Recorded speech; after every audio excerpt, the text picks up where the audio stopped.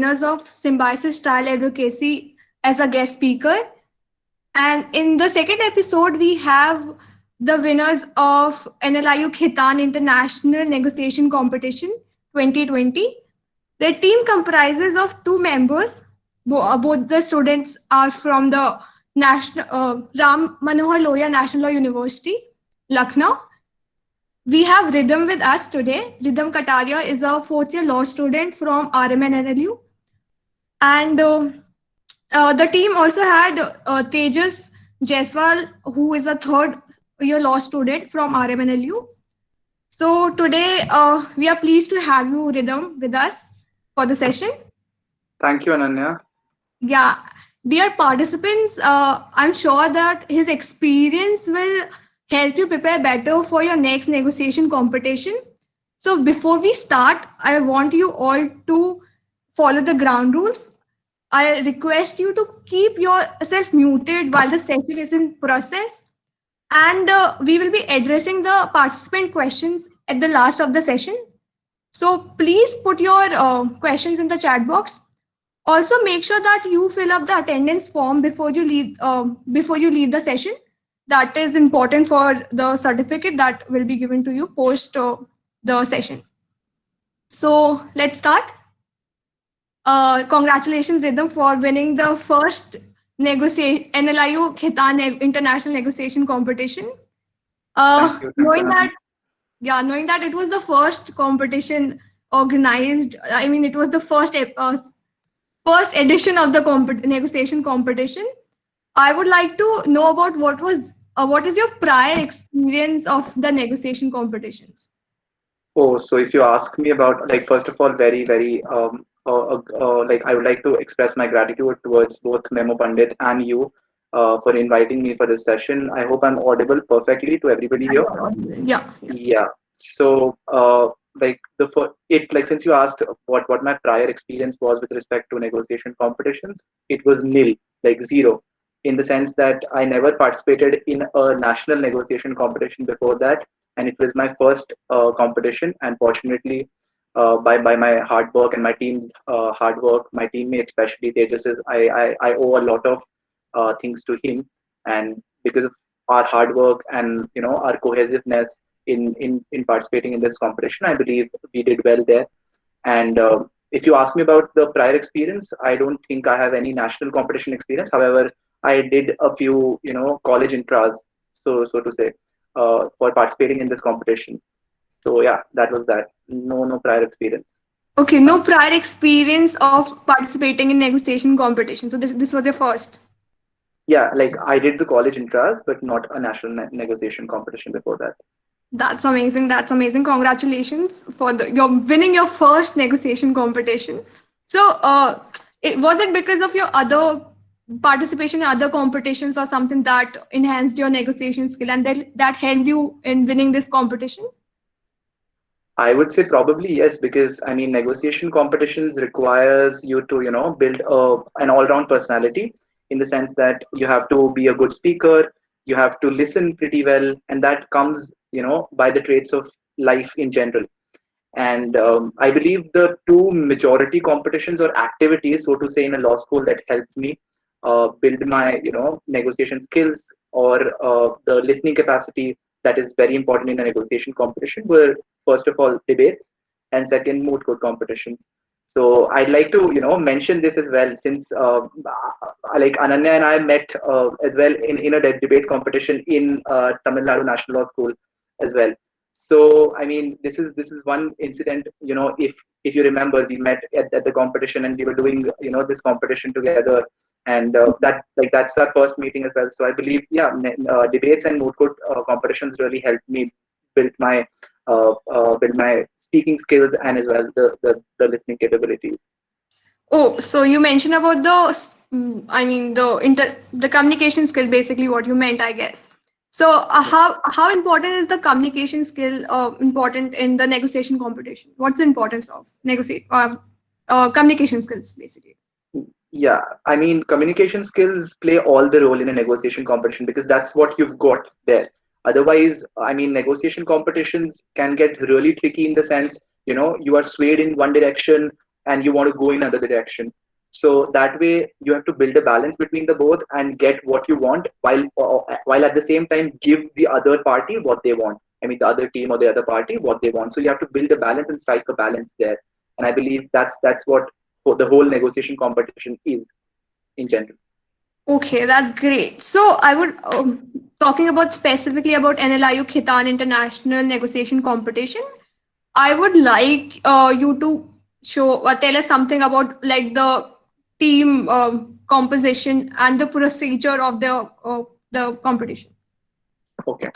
So as we know, the negotiation competition in specific NLIU Khaitan International Negotiation Competition comprised of teams concerning two members. So each team had two members. Both of them were negotiators. There were no mediators in this competition. So like all the teams were essentially negotiators only. And the procedure for registering and everything was, first there were two checks. So basically you clear the first check in the sense that you have to send your CV, and on the basis of that they selected around, I think, 30 or 32 teams. I'm not too sure of the number, but there were around 30 teams in the competition, and those were selected on the basis of CVs. So yeah, so you give the CVs and then you go on to the preliminary rounds and the advanced round. One of the most amazing things about NLIU, if there's anybody from NLIU as well, I'd like to comment, is that they organize workshops prior to the competition. So the two day prior to the competition, there were two amazing workshops by Mr. Tom Valenti and Mr. John Lag. So both of these internationally acclaimed negotiators, we got to learn so much from them. I mean, these are like encyclopedia of negotiation. So that way, that was amazing. Okay, okay, that's amazing. So you said that you have to send your CV for this competition, and I have also heard that after CV you have to send a video recording of the Yeah, video. that's a fun story. That's another fun story. So Yeah. there was this. So like, since we are virtual, we all went virtual due to the pandemic and everything. There are videos uploaded. So like every team had to send a video of themselves introducing, like a very creative aspect of it, in the sense like we also made a video. Tejas and I made a video. Uh, all of those videos are uploaded on YouTube on the NLIU ADRC channel, and I don't want anybody from here to go and watch that video of us, especially. That's very embarrassing.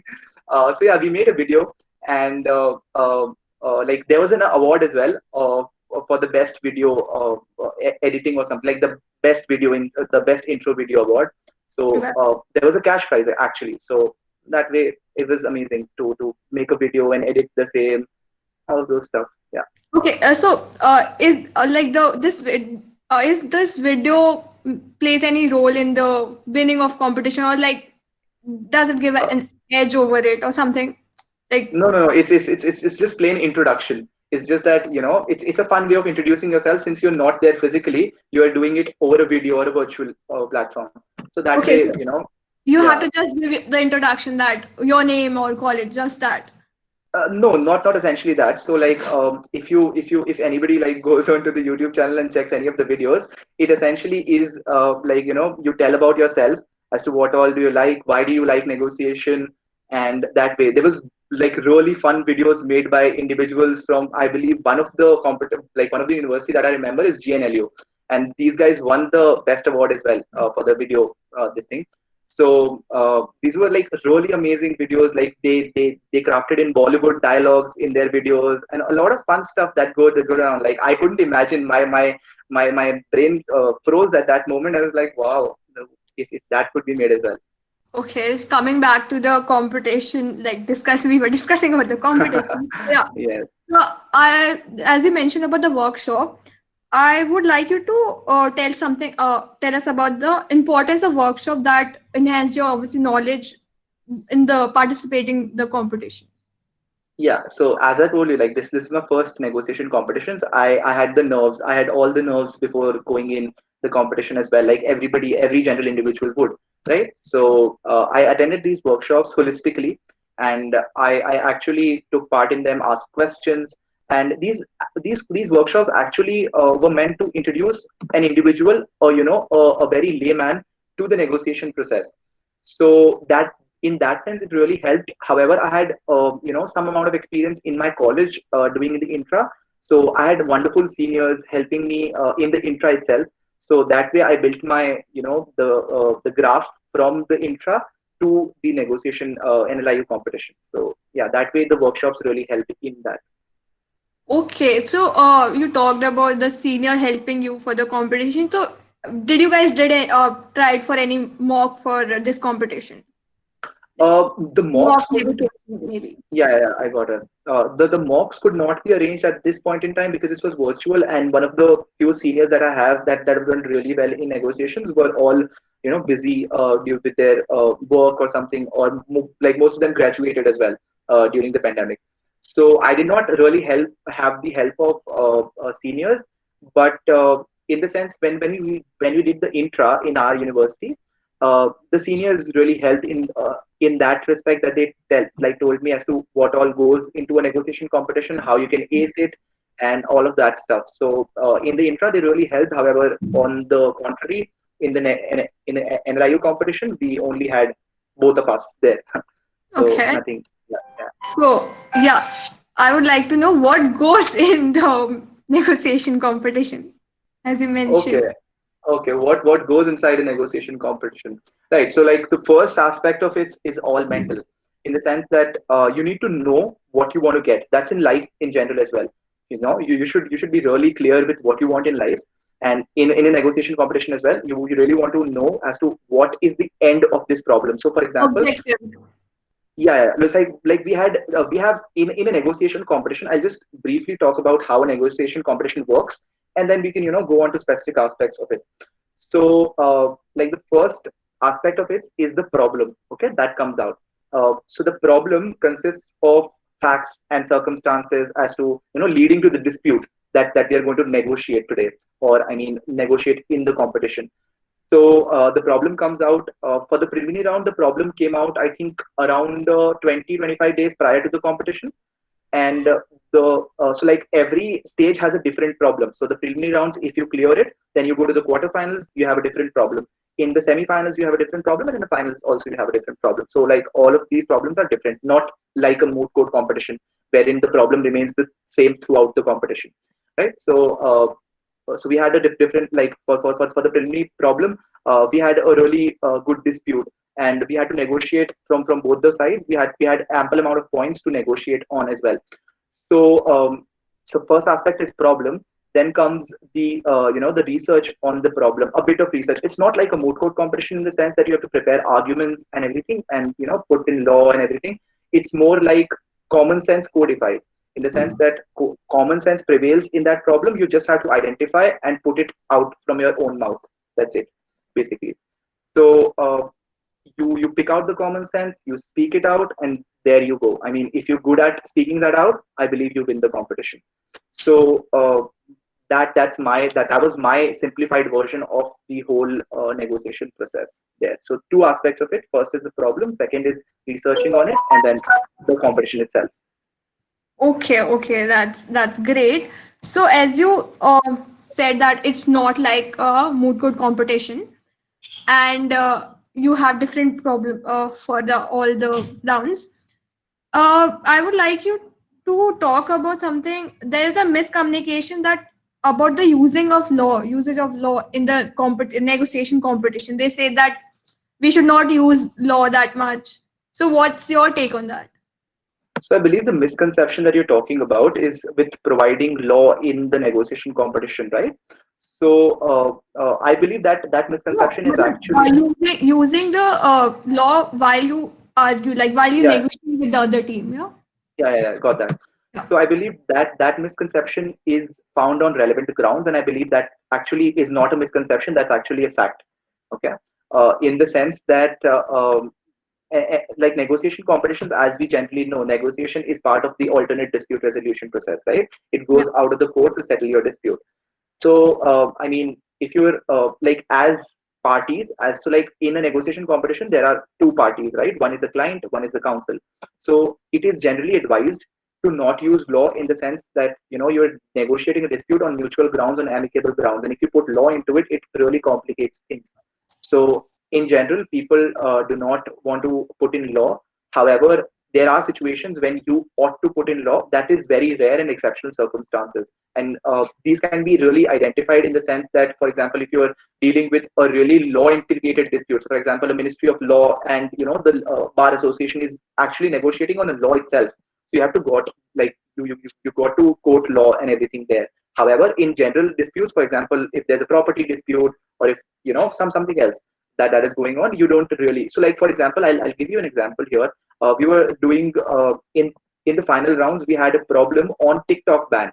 Okay, like the name wasn't really TikTok. However, like the problem was surrounding that and the relations between India and China, right? In that respect. So we did not really have to use law. We had to instead use, for example, privacy and all of these things, not in the context of law though. Privacy in the context of individual right, or privacy in the context of basic rights, basic human rights there. So yeah, that is that. So we really do not need to use law in general, but in exceptional circumstances, yes, law can be used. Okay. Okay, that okay. So what was the scene in your problem? Like you mentioned about the last final rounds problem.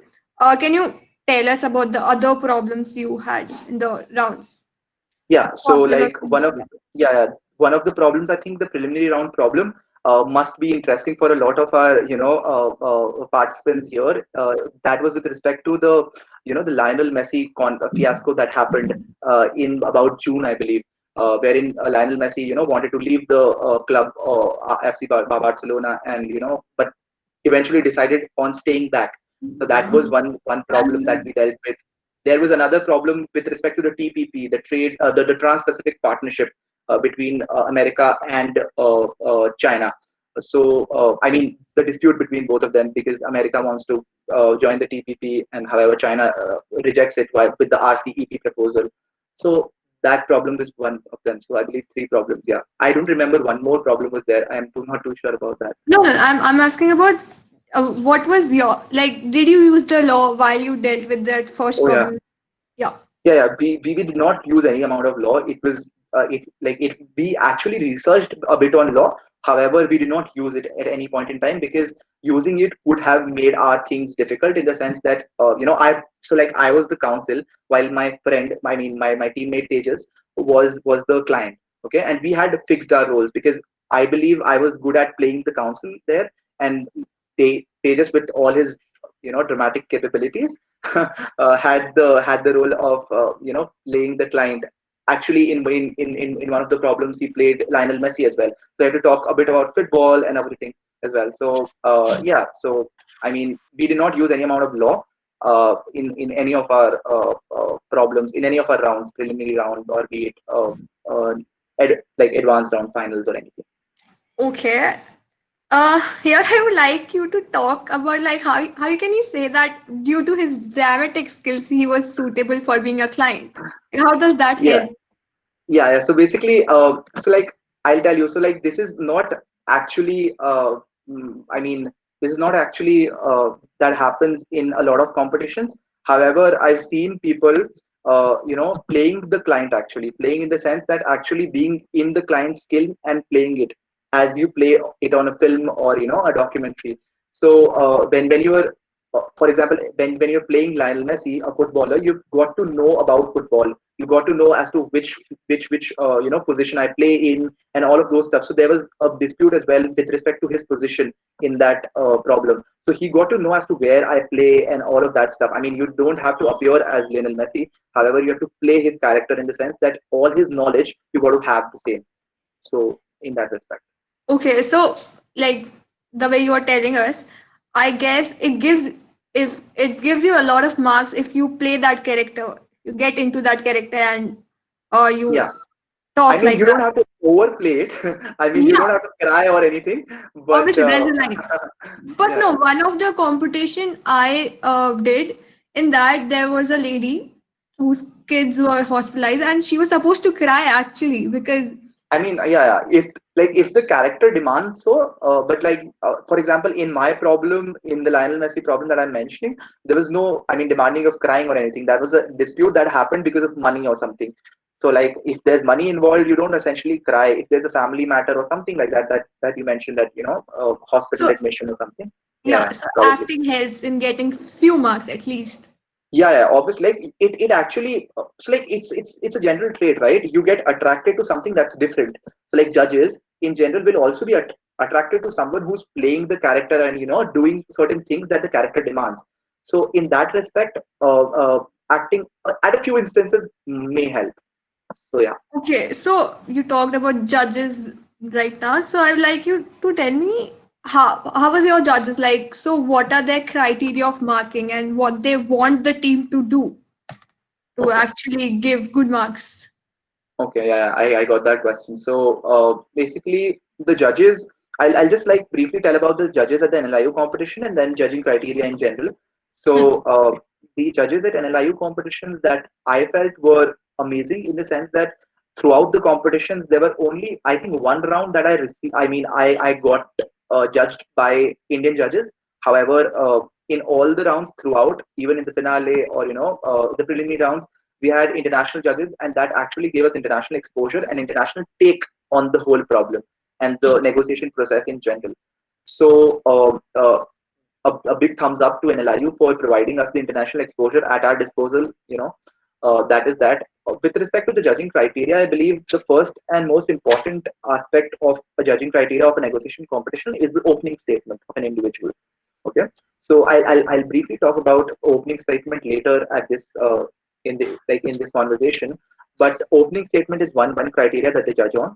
Second is with respect to cohesiveness and collaborativeness of the team in general. So like for example, if Tejas and I are not cutting each other in between, or not letting the other person speak, because there will be questions that will be aimed at me by the other team, or I'll be aiming as a counsel, I'll be aiming certain law based questions to the other team as well.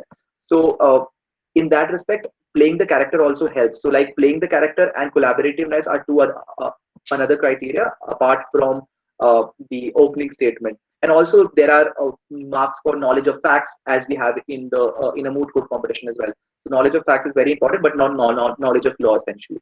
So yeah, those are the criteria. Okay, okay, cool. So what's the importance of opening statement? Like how we are supposed to form a opening statement?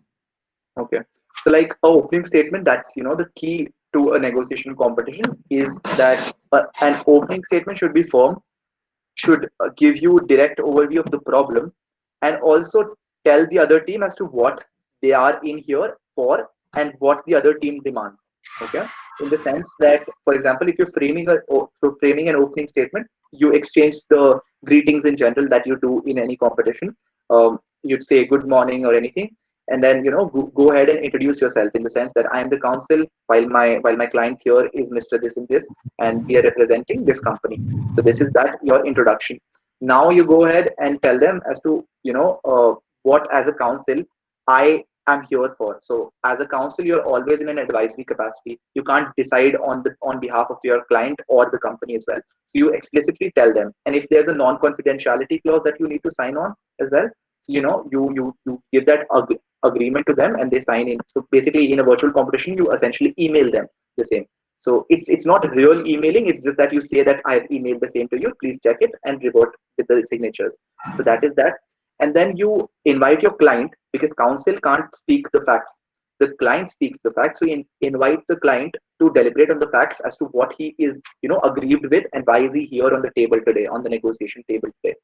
So the client speaks the facts, and then you set some ground rules as to you should not speak in between, you should listen to each other, and we are here to build this process and be collaborative, and like all those stuff. And then you invite the other party to speak, I mean give out their opening statement as well.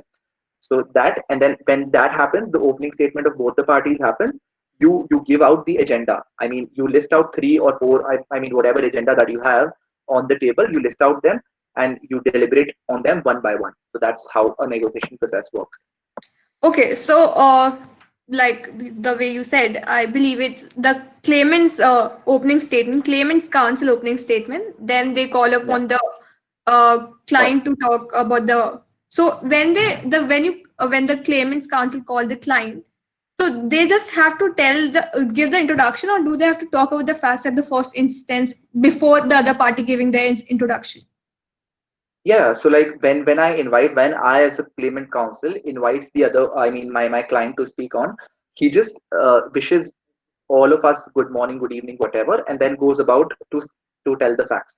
There is no hesitation in that. And the other party, and then the other party's counsel speaks, and then he also invites his client to speak on the facts. So like both of them will might have certain disputed facts or whatever that should come out in the very first instance. That's the whole objective of in like inviting both the parties to speak. Okay, so it's not like the claimant's counsel giving his or her introduction, then the client, and then the respondent side. It's the first that you call the your client, claimant's client, talks about the facts, and then the other party talks, right? Yeah, like yeah. So like I as a claimant will I as a claimant's counsel, I'll go about introducing and everything. Then I'll invite my client to speak on the facts. I'll then invite the other counsel to speak, and he'll then invite his client to speak on it. So that is how. Okay. Okay. Yeah. And then after this, you form a agenda and then you discuss on it one by one. Yeah. So Yeah, is yeah. there any confidential information involved in the negotiation competition? Yeah. So like before the round starts, around 30 minutes, like NLIU's time was 30 minutes prior to the competition, they would email us the confidential information from whatever side that we were representing. 30 Yeah. minutes before the competition, they give out certain confidential information that we have to keep in mind. So for example, in the Lionel Messi problem, we had to keep in mind that we do not give the money to them, to the other party, the FC Barcelona club. So on any aspect while we are negotiating, we have to keep in mind that we can't give away money because the confidential information directly speaks against it. So in that respect, confidential information gives us certain pointers which are non-negotiable, and certain pointers which are negotiable. I mean, some elasticity is available there. So that way, confidential information is everything that you have as well while you're negotiating as a team. Okay. So how a team should use that confidential information, right? Can you Okay. tell us about So it? yeah. So the confidential information has to be used really wisely, because if you give out something that is written against in the confidential information, you're essentially going to lose. I mean, you're not essentially going to lose, but judges will see out that, and point out that as well in the feedback. And it isn't really wise to say that confidential information can be tweaked a bit, because I remember one of the instance, like I'll tell you briefly, which I played with the confidential information and I got caught as well, is in the finale. Okay, in the finale, in the sense that so like we were negotiating on the TikTok respect, right? I told you about. So we had really done well in the finale. There was one instance where the other party was demanding some certain amount of tax breaks, okay, by the Indian government, and we were representing TikTok, I think. So like the other I said that the tax breaks shall be provided for 5 years in continuity, while the other party said no, we can't provide the same because of certain problems that they had. I said the Indian law says that you have to provide 5 years, while there was nothing written in the confidential information or the problem itself. And when I say that the Indian law provides that, you have to accept, the other party has to accept it. So I really bluffed there, and I got caught as well. Like at the end, in the feedback, the judge asked me that where did you come, like where did you bring this fact in the problem? I said I just bluffed, and he was like, do you think you'll bluff in the next instance as well? I said no, I really regret it, because I shouldn't have said that. And I mean, that actually makes the field where you're negotiating uneven, because you know certain information that the other party doesn't know. So in that respect, you make the negotiating field uneven, and that's where I actually created a problem, and that was called out as well. So I would not advise any of the participants here to bluff with the confidential information or the problem as well. Be very clear on your facts, be very thorough on your facts, but do not bluff. Okay. So about being thorough about the facts. So uh, how many times did you read the problem before going for the round?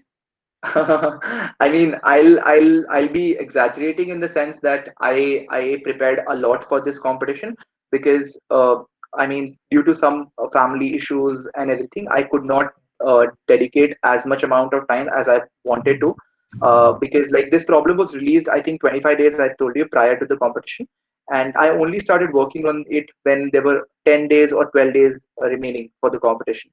So I actually did not do really, put in a lot of hard work in there. But the amount of time that I put in was, I believe, I dedicated with all my heart and determination.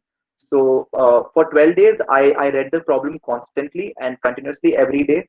While I, like, whenever I would wake up in the morning, the first thing I'd do was reading the problem, and being very thorough with the facts, because this problem, it was very lengthy, in the sense that it was just like a moot court competition problem. It was around 16 to 20 pages, and that was, for a negotiating competition, that's a lot. So yeah. Okay, but ideally, when should a participant start preparing for the competition? I mean, right when the problem releases. Actually, there's no better direct answer to that. Right when the problem releases, just get on with the problem. Just build your basics, in the sense that, just know about the facts, what actually happened, and what is written in the competition. So, for example, if there's a TikTok ban that happened, and you know that this problem is going to talk about TikTok, issue, banning or whatever. So you go to the internet and read about, why was TikTok banned, or what are the different takes of different countries on TikTok getting banned in India. So like the geopolitical aspect of it, or probably, the aspect of, uh, just like, build your basics and then build upon the problem. That's what I feel is very important. Okay, so basically, no in and out of the facts, like because all the problems are basically related to the real life situations in any Yeah. competition that is given. So it would be great if all of us, I mean, the participant, whoever is participating, prepare while searching about the and finding similar situation based things on the internet, right? Yes. Yes. Yes. Yeah. Definitely. Okay. That's okay. So tell me the importance of negotiation strategies in the negotiation competition. Okay. I mean, the strategies are immense. I mean, in the sense that, this I mean, this negotiation competition, it essentially involves a lot of strategies. I mean, if you can name it on fingers, these are four. Okay. Hmm. First is collaborative, second is competing, third is avoiding, and fourth is, building on a foundation. So, in the sense that first is competing, is that you actually compete with the other party, and you both in the event lose out on something. I mean, this is not an ideal. I mean, this is not an ideal scenario wherein people, both the negotiating parties, would win essentially. In the second sense is the collaborative sense, which is actually most preferable, in the sense that both the negotiating pairs, or both the negotiating parties, would actually get something out of it and not walk away with an empty hand there. Okay. The third strategy is with respect to avoiding, is that you avoid the conversation and be like, no, I don't want to be at this negotiation table. You are bad. I mean, you say different kind of, you actually use uh, a kind of impression that says that, I'll see you in the court. Okay. In that respect, avoiding is also not advisable. And fourth is building on the foundation, is that you talk it out for a few moments, you reach a certain solution, and then you walk through on another level. Okay. That is, for example, if we are negotiating today, and we say that, okay, we've reached an agreement here, we'll see about, negotiating in the next competition. So that is building on the foundation there. Okay, but like you said, the you can be ignorant, like the way you can say ki you don't want to negotiate, but isn't it bad and gives a bad impression to the judge? Yeah, I mean, it is really That should bad be in a the sense. strategy, I guess. Yeah, I mean, Ananya, so like you have to see what works for you, in the sense, if you are threatening somebody else, for example, if you have a lot of leverage on you, for Hmm. example, if you are a wealthy individual and the other party is asking for money, and you've done certain amount of wrong, that is wrong itself, but not to the gravity that you can demand that kind of money from the other party. So you, as the other party, as a wealthy individual, have a lot of leverage on the other party to to walk away from this table, because you're not essentially, if even in going to the court, this case is going to drag for long, and the other party in the event that it is dragging will not will not have a lot of things to have a leverage on you. So that way, you really have to see which negotiation strategy works according to your own privilege. So in this aspect, I would essentially advise the other party, that is the wealthy individual, to use the avoiding strategy, because that way you can threaten the other party and reduce the compensation that is he's demanding, right? Yeah, so it's just that you have to play. You don't need to be actually that you don't want to negotiate.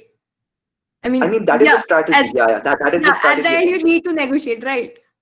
You will negotiate, definitely. I mean, in a competition, you can't be like, I will not negotiate, I'll walk away from this table, because that is not what you are here for. You are here for negotiating. However, you can choose the pain that you want to take. You can choose the pain in that respect. I mean, if you want to take less amount of pain, or like great amount of pain, depending on your privilege, as I said, the amount of leverage that you have.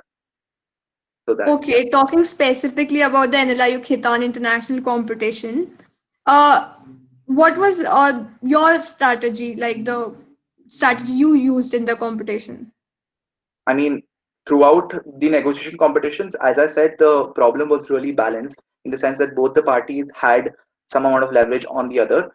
So we essentially stuck around with the collaborative process, and went around with the SEM, and that actually worked for us. So the collaborative process, in like where both the parties win, in the sense that you give something to the other party and the other party gives something to you as well. So in that sense, collaborative is the best.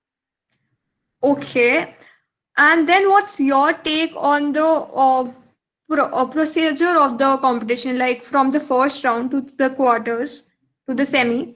How is there any change in the difficulty level of the competition? Obviously, there is some sort of, but what do you want to say about it?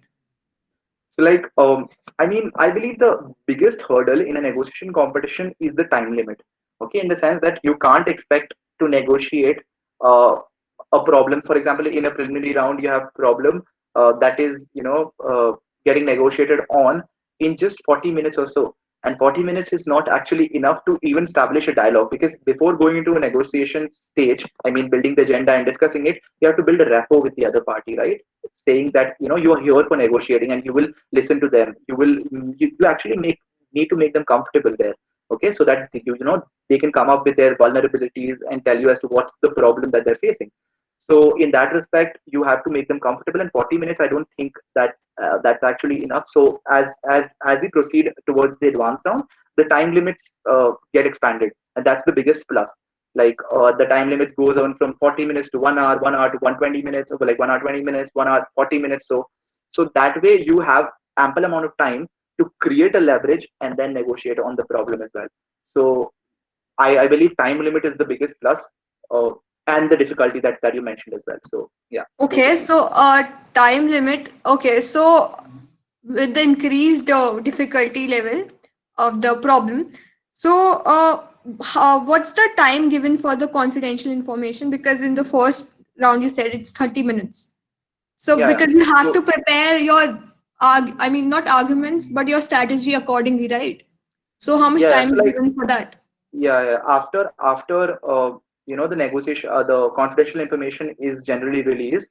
I and Tejas would sit on a Google Meet as well to discuss what points are we going to lay down and what are non-negotiable. So you need to know what you can't negotiate on at the very instance. Okay. So like, for example, if the problem says you have a cash crunch and you can't give away cash to the other company or money to the other company, you can't even mention cash there, because the moment you're going to mention cash, these guys, the other party, will pounce on the fact that we need cash now, and you can't really afford that.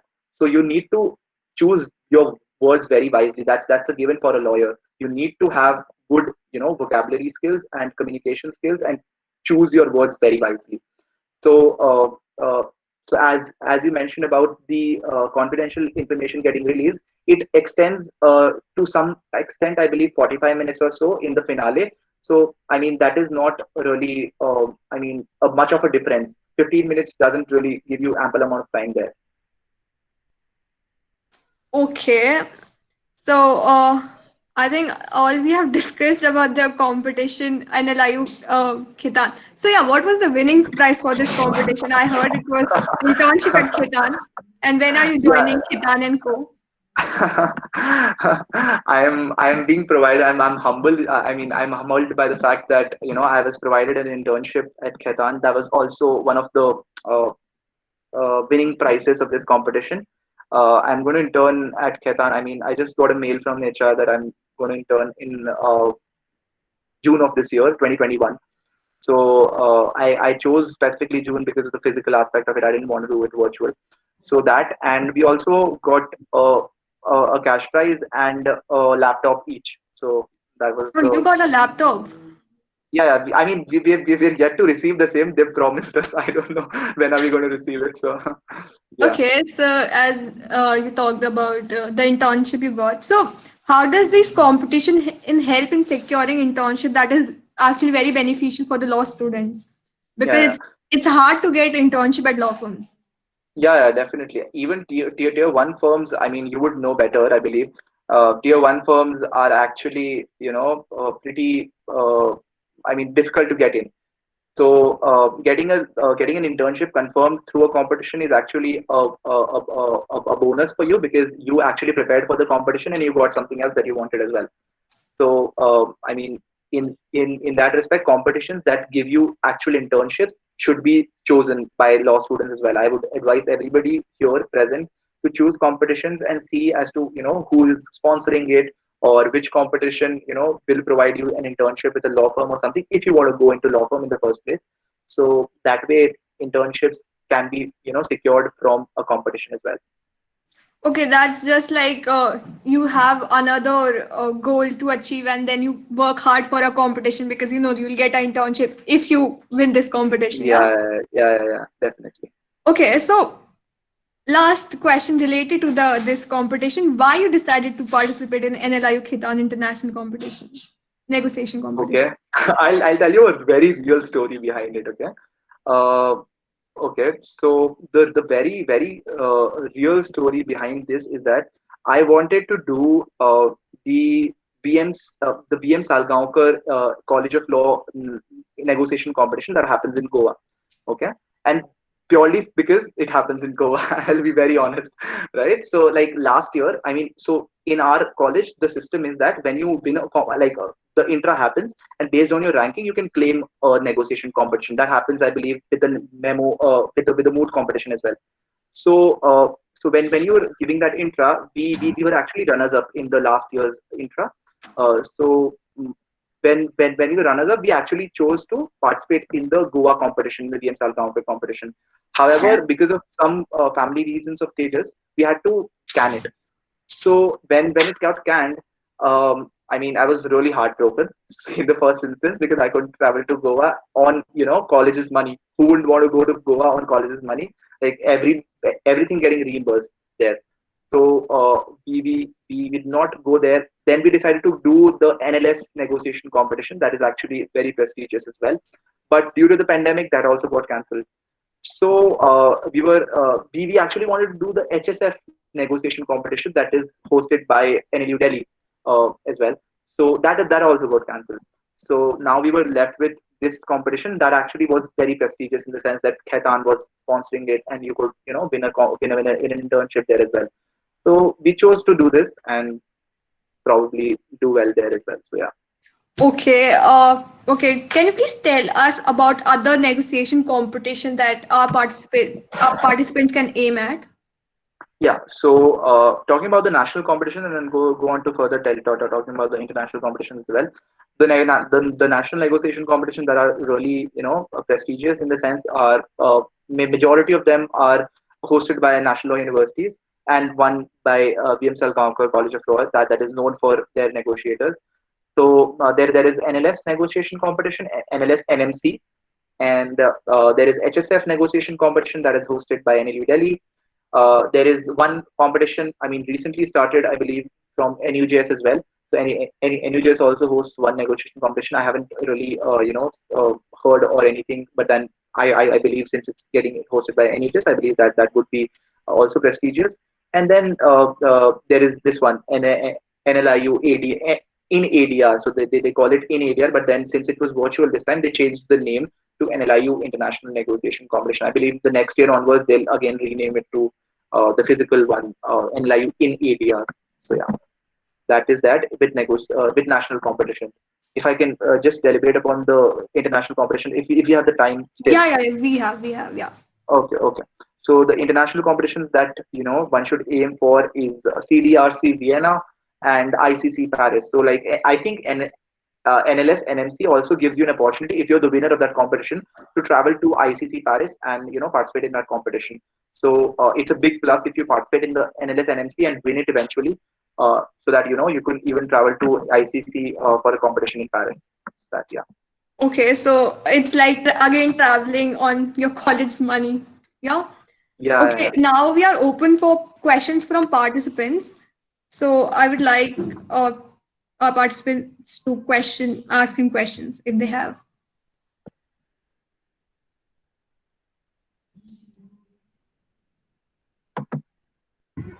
Hello.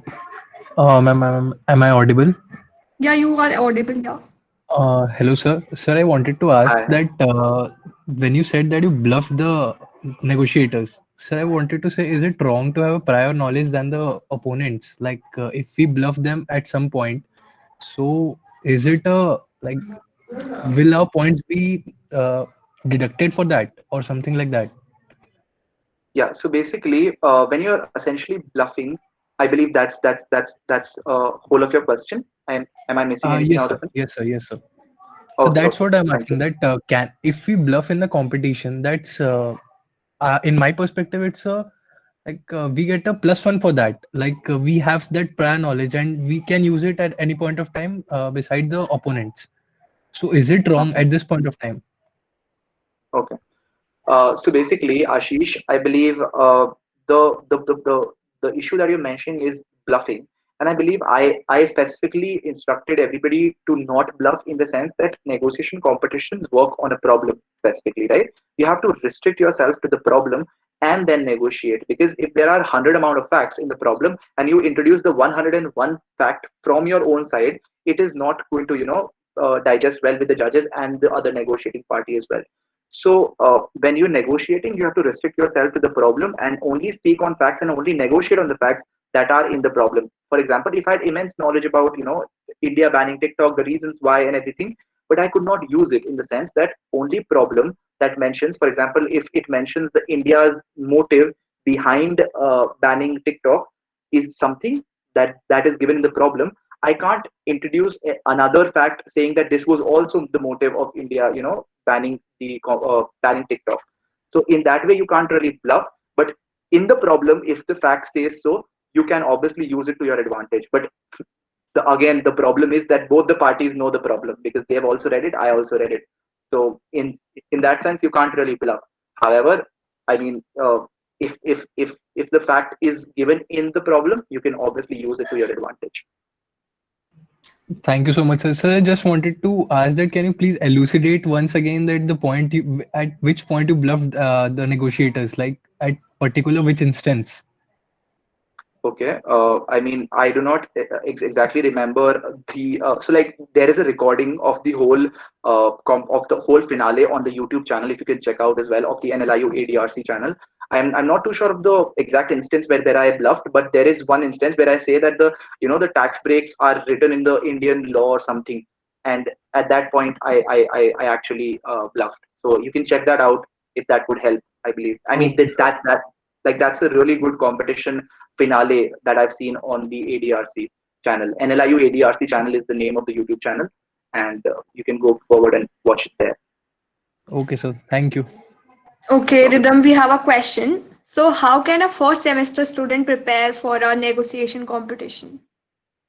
Oh, okay. So, first semester student is, as brilliant or as talented as anybody in the law school, I believe so. Because in the sense that the amount of experience and the amount of exposure that the first year student holds in terms of the family background, the world view, and everything. Because as when you go into a law school, you really get blinded by a lot of things that are happening around you, especially in the respect of law. So you get restricted as well. However, when a first year student comes into law school and has a fresh overview of the world and everything, I believe that is a advantage for him or her in preparing for a negotiation competition. The process is very simple, as I explained. Read on the problem, okay, research a bit as to what are the different aspects of it. So like stakeholder analysis in that respect, stakeholders in the sense, for example, if a problem mentions a ministry, a party, a company, or whatever, you have to see from their perspective what the problem is. So analyze their perspective and get on with the problem. There's no law involved in general, so like this is common sense codified there. Yeah, so any year a law student can do this competition, right? Yes, yes, Yeah. definitely, definitely. So we have another question. So in trial advocacy, this mostly happens that you get to train the witness. Basically, according to the problem, you train your witness, Yeah, right? yeah. So the question is that when you said that client narrates the fact of the case, do you get a chance to train the client that happens in any criminal trial moot court competition? I mean, like in general, as we do, in a moot court competition, even you tell the facts that are advantageous to you, and not really the facts that are against you. So here as well, the client, I mean, he's my team member itself. So actually, I get to train him. I mean, he actually is trained enough in that respect. So I do not need to specifically train him in that respect. So in the negotiation competition as well, in the opening statement, we essentially narrate facts. The client actually narrates facts that are advantageous to the team I am or the other party we are representing. So in that respect, you obviously say facts that are advantageous to you. Obviously, the other party will then say the facts that are disadvantageous to and advantageous to them. So in that respect, it is back and forth. There is no really point of training or anything there. Okay. Okay. The questions are over. Is there any other questions I would like the participants to send us through the chat box? We'll wait for their questions if they have any. Okay. Being a mooter, how is negotiation different with respect to the tone of the council? Okay, that's a really interesting question. I actually, in the sense that a mooter is very aggressive in representing his or her party's rights and his or party's stance. However, in a negotiation, you have to be accommodative. You have to listen to the other party and propose something that is mutually agreeable to the both parties, because you have to find a common ground at the end of the day. You can't be like, I'll take everything home today and you go and suffer. Okay, this is not a negotiation competition working, right? You have to see as to like what is the middle ground for both the parties, and how we can reach, and how I can propose something that is agreeable by them as well. So in that respect, a moot court competition is very aggressive, while on the contrary, a negotiation competition is very accommodative. Okay. So in short, it should be a win-win situation for both the parties, Yes, right? yes, yes, yes, yes. Okay, so another question that we have is what is the difference between manipulation of facts and twisting of the facts in your favor? Okay, manipulation is saying facts that are not written in the competition. I mean, that are not written in the I mean problem itself. However, twisting the facts in your favor is like, for example, if I say that this is a pen and this pen is blue in color, you can obviously say that this is blue with a hint of magenta or a hint of violet, gray, or whatever. I mean, like whatever the pen's cover looks like. You can't say that this is red, okay, because this is not red, this is blue, right? So like in that sense, twisting can help, but not manipulation. Okay, so your bluffing can be considered as manipulation, right? Because that was I not believe in so. the Yes, yeah. yes, yes. I believe so. Okay, so I think we are done. We are done with the questions.